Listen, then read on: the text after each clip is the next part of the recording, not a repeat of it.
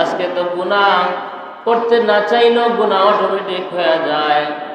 আমার আপনার সাথে একটা মোবাইল দিয়ে দিছে, এই মোবাইল খুললেই টাচ মোবাইল, যারা বাটন মোবাইল চালায় তাদের জন্য ঠিক আছে, কিন্তু টাচ মোবাইলে উপকারও আছে আবার ক্ষতিও আছে। আপনি যখন টাচ মোবাইলটা ফেসবুক খুলবেন, আপনার ইচ্ছা নাই যে গুনাহ করবেন, তারপরও কিন্তু অটোমেটিক গুনাহ হয়ে যায়। কি বলেন, যায় কিনা? গুনাহ হয়ে যায়।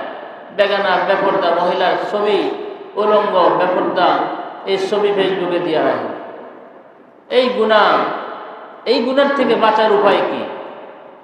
এই গুনার থেকে বাঁচার একমাত্র উপায় হইল, আমার সামনে যখন আসবে সাথে সাথে এটাকে আমার সামনে থেকে ফিরিয়ে নিতে হবে। আর আমি দেখলে শয়তান আমাকে দিয়া এইটাকে বারবার দেখার জন্য আমাকে উৎসাহিত করে। কথা বলেন ঠিক কিনা? মোবাইল এক এক ঘরে 5-7টা করে মোবাইল। বাচ্চারা কান্নাকাটি করলে বাচ্চার হাতে মোবাইল ধরা যায়, ঠিক কিনা? বাচ্চারা কান্না করলে বাচ্চাদের হাতে মোবাইল ধরা যায়, মোবাইলে গান শোনা যায়, তো বাচ্চা কান্না বন্ধ করে দেয়।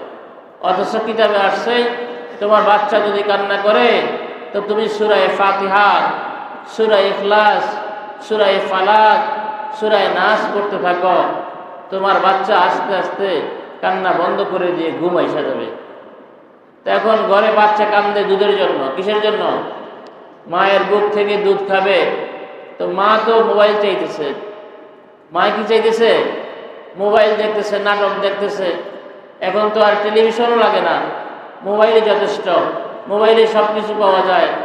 তো মায়ের এখন বাচ্চাকে যদি দুধ খাওয়াইতে হয় কষ্ট হইব, এই জন্য বাচ্চার হাতে আবার মোবাইল একটা ধরাই দিছে যে বাচ্চা তুমি মোবাইল চাও, আমি মোবাইল চাই।